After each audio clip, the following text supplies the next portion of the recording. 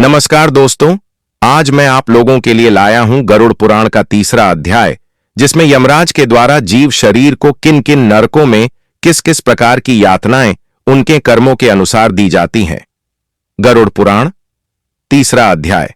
गरुड़ जी ने कहा, हे केशव, यम मार्ग की यात्रा पूरी करके यम के भवन में जाकर पापी किस प्रकार की यातना को भोगता है, वह मुझे बतलाइए। श्री हरि बोले, हे विंता के पुत्र गरुड़, मैं नरक यातना को आदि से अंत तक कहूंगा। सुनो, मेरे द्वारा नरक का वर्णन किए जाने पर उसे सुनने मात्र से ही तुम कांप उठोगे। हे कश्यप नंदन, बहुभीतिपुर के आगे 44 योजन में फैला हुआ धर्मराज का विशाल पुर है। हाहाकार से परिपूर्ण उस पुर को देखकर पापी क्रंदन करने लगता है। उसके क्रंदन को सुनकर यमपुर में विचरण करने वाले यम के गण प्रतिहार द्वारपाल के पास जाकर उस पापी के विषय में बताते हैं। धर्मराज के द्वार पर सर्वदा धर्मध्वज नामक प्रतिहार द्वारपाल स्थित रहता है। वह द्वारपाल जाकर चित्रगुप्त से उस प्राणी के शुभ और अशुभ कर्म को बताता है। उसके बाद चित्रगुप्त भी उसके विषय में धर्मराज से निवेदन करते हैं। हे तार्क्ष, जो नास्तिक और महापापी प्राणी हैं, उन सभी के विषय में धर्मराज यथार्थ रूप से भली भांति जानते हैं, तो भी वे चित्रगुप्त से उन प्राणियों के पाप के विषय में पूछते हैं, और सर्वज्ञ चित्रगुप्त भी श्रवणों से पूछते हैं। श्रवण ब्रह्मा के पुत्र हैं। वे स्वर्ग पृथ्वी तथा पाताल में विचरण करने वाले तथा दूर से ही सुन एवं जान लेने वाले हैं। उनके नेत्र सुदूर के दृश्यों को भी देख लेने वाले हैं। श्रवणी नाम की उनकी पृथक पृथक पत्नियां भी उसी प्रकार के स्वरूप वाली हैं, अर्थात श्रवणों के समान ही हैं। वे स्त्रियों की सभी प्रकार की चेष्टाओं को तत्वत जानती हैं। मनुष्य छिपकर अथवा प्रत्यक्ष रूप से जो कुछ करता और कहता है, वह सब मनुष्य के मानसिक, वाचिक और कायिक सभी प्रकार के शुभ और अशुभ कर्मों को ठीक ठीक जानते हैं। मनुष्य और देवताओं के अधिकारी वे श्रवण और श्रवणियां सत्यवादी हैं। उनके पास ऐसी शक्ति है जिसके बल पर वे मनुष्यकृत कर्मों को बतलाते हैं। व्रत, दान और सत्य वचन से जो मनुष्य उन्हें प्रसन्न करता है, उसके प्रति वे सौम्य तथा स्वर्ग और मोक्ष प्रदान करने वाले हो जाते हैं। वे सत्यवादी श्रवण पापियों के पाप कर्मों को जानकर धर्मराज के सम्मुख यथावत कह देने के कारण पापियों के लिए दुखदायी हो जाते हैं। सूर्य, चंद्रमा, वायु, अग्नि, आकाश, भूमि, जल, हृदय, यम, दिन, रात, दोनों संध्याएं और धर्म, ये सभी मनुष्य के वृत्तांत को जानते हैं। धर्मराज, चित्रगुप्त, श्रवण और सूर्य आदि मनुष्य के शरीर में स्थित सभी पाप और पुण्यों को पूर्णतया देखते हैं। इस प्रकार पापियों के पाप के विषय में सुनिश्चित जानकारी प्राप्त करके यम उन्हें बुलाकर अपना अत्यंत भयंकर रूप दिखाते हैं।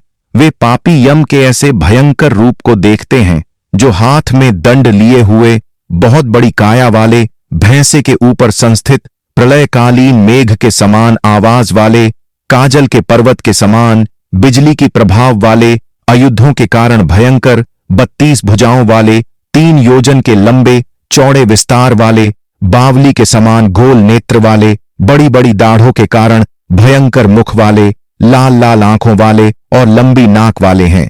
मृत्यु और ज्वर आदि से संयुक्त होने के कारण चित्रगुप्त भी भयावह हैं।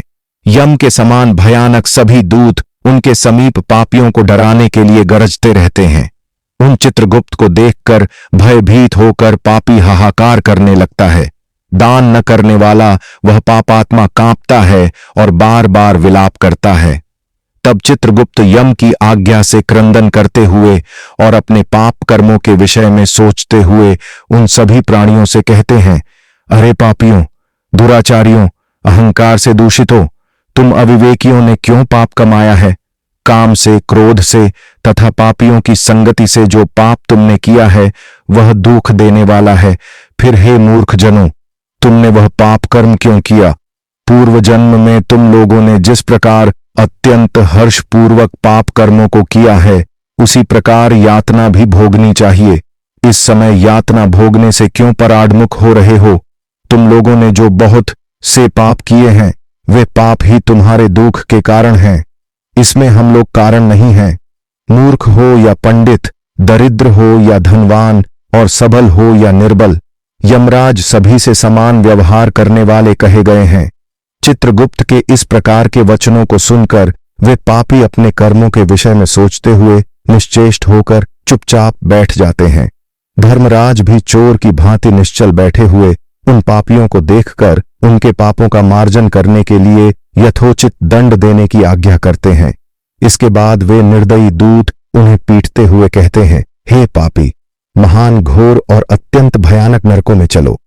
यम के आज्ञाकारी प्रचंड और चंडक आदि नाम वाले दूत एक पाश से उन्हें बांधकर नरक की ओर ले जाते हैं। वहां जलती हुई अग्नि के समान प्रभा वाला एक विशाल वृक्ष है जो 5 योजन में फैला हुआ है तथा 1 योजन ऊंचा है। उस वृक्ष में नीचे मुख करके उसे सांकलों से बांधकर वे दूत पीटते हैं। वहां जलते हुए वे रोते हैं, पर वहां उनका कोई रक्षक नहीं होता। उसी शालमली वृक्ष में भूख और प्यास से पीड़ित तथा यमदूतों द्वारा पीटे जाते हुए अनेक पापी लटकते रहते हैं। वे आश्रय विहीन पापी अंजलि बांधकर, हे यमदूतों, मेरे अपराध को क्षमा कर दो, ऐसा उन दूतों से निवेदन करते हैं। बार बार लोहे की लाठियों, मुदगरों, भालों और बर्छियों, गदाओं और मूसलों से उन दूतों के द्वारा वे अत्यधिक मारे जाते हैं। मारने से जब वे चेष्टा रहित और मूर्छित हो जाते हैं, तब उन निश्चेष्ट पापियों को देखकर यम के दूत कहते हैं, अरे दुराचारियों, पापियों, तुम लोगों ने दुराचरण क्यों किया? सुलभ होने वाले भी जल और अन्न का दान कभी क्यों नहीं दिया? तुम लोगों ने आधा ग्रास भी कभी किसी को नहीं दिया और न ही कुत्ते तथा कौए के लिए बलि ही दी। अतिथि को नमस्कार नहीं किया और पितरों का तर्पण नहीं किया। यमराज तथा चित्रगुप्त का उत्तम ध्यान भी नहीं किया और उनके मंत्रों का जप नहीं किया, जिससे तुम्हें यह यातना नहीं होती। कभी कोई तीर्थ यात्रा नहीं की, देवताओं की पूजा भी नहीं की। गृहस्थाश्रम में रहते हुए भी तुमने हंतकार नहीं निकाला, संतों की सेवा की नहीं, इसलिए अब स्वयं किए गए पाप का फल भोगो। चूंकि तुम धर्महीन हो, इसलिए तुम्हें बहुत अधिक पीटा जा रहा है। भगवान हरि ही ईश्वर है, वे ही अपराधियों को क्षमा करने में समर्थ हैं। हम तो उन्हीं की आज्ञा से अपराधियों को दंड देने वाले हैं। ऐसा कहकर वे दूत निर्दयता पूर्वक उन्हें पीटते हैं और उनसे पीटे जाने के कारण वे जलते हुए अंगार के समान नीचे गिर जाते हैं। गिरने से उस शालमली वृक्ष के पत्तों से उनका शरीर कट जाता है। नीचे गिरे हुए उन प्राणियों को कुत्ते खाते हैं और वे रोते हैं। रोते हुए उन पापियों के मुख में यमदूत धूल भर देते हैं तथा कुछ पापियों को विविध पाशों से बांधकर मुदगरों से पीटते हैं। कुछ पापी आरे से काष्ठ की भांति 2 टुकड़ों में किए जाते हैं और कुछ भूमि पर गिराकर कुल्हाड़ी से खंड खंड किए जाते हैं। कुछ को गड्ढे में आधा गाड़कर सिर में बाणों से भेदन किया जाता है।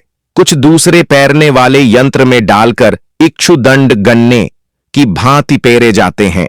कुछ को चारों ओर से जलते हुए अंगारों से युक्त उल्मुख जलती हुई लकड़ी से ढक करके लौह पिंड की भांति धधकाया जाता है।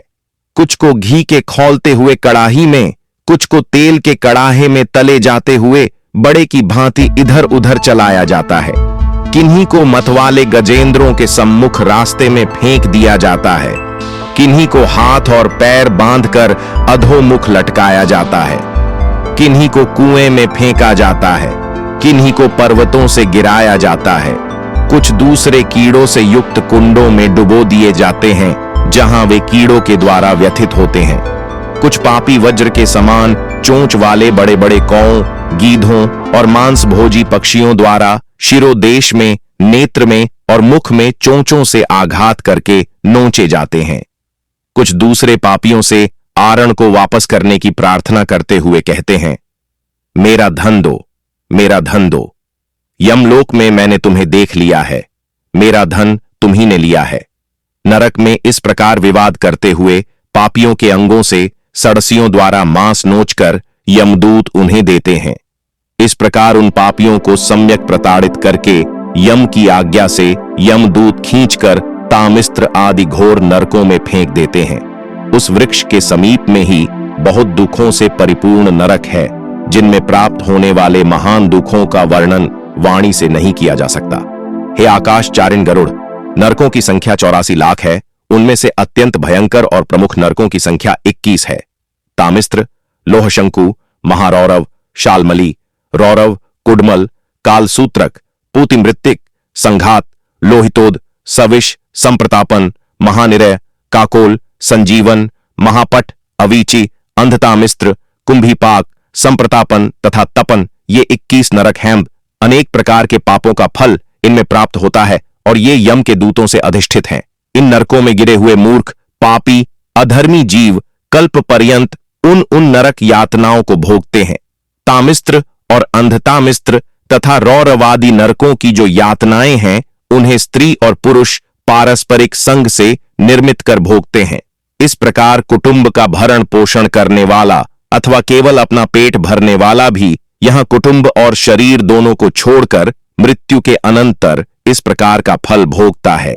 प्राणियों के साथ द्रोह करके भरण पोषण किए गए अपने स्थूल शरीर को यहीं छोड़कर पाप कर्म रूपी पाठेय के साथ पापी अकेला ही अंधकार पूर्ण नरक में जाता है।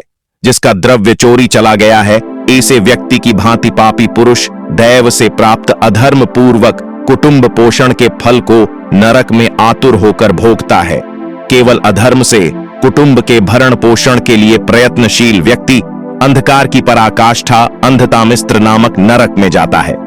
मनुष्य लोक के नीचे नरकों की जितनी यातनाएं हैं, क्रमशः उनका भोग भोगते हुए वह पापी शुद्ध होकर पुण्य इस मर्त्यलोक में जन्म पाता है। तो मित्रों, इस प्रकार गरुड़ पुराण का तीसरा अध्याय यमयातना निरूपण पूर्ण हुआ। दोस्तों, यदि आप चैनल में नए हैं तो चैनल को सब्सक्राइब अवश्य कर देवें और नोटिफिकेशन बेल भी ऑन कर लेवें। जय श्री राम।